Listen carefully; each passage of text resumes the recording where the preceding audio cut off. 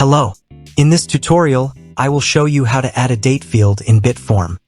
Let's begin. First, click on your form name. Here, search for the date field. Drag and drop the date field from the right sidebar into the form builder. Then navigate to the date field settings. The label option allows you to specify the name that will be displayed for the field. Admin label is used for administrative purposes. The input icon option allows you to add a symbol or image within the input field.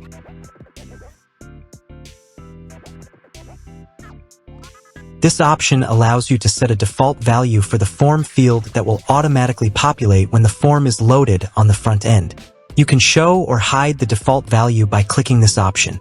Here, you can also set a default meeting date for this field according to your preferences. First, decide if this field is required or not. The required option makes a form field mandatory and lets you customize the error message.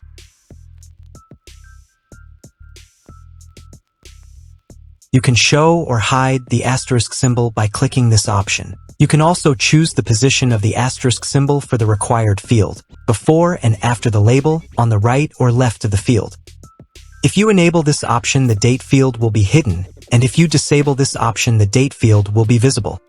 The read-only option allows visitors to view information without editing it, and this option ensures that important details remain accurate and unchanged. You can show or hide this setting by clicking this option.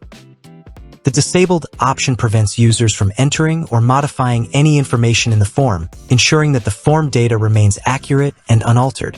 You can toggle this option to enable or disable this field according to your needs.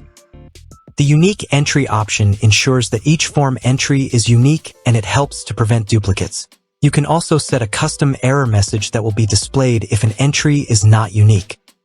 Then click on the Update button. Now let's preview the form to check the date field. Here, you can see that the date field has been successfully added to the form with the default value. That's all for this tutorial. See you in the next video. Thanks for watching.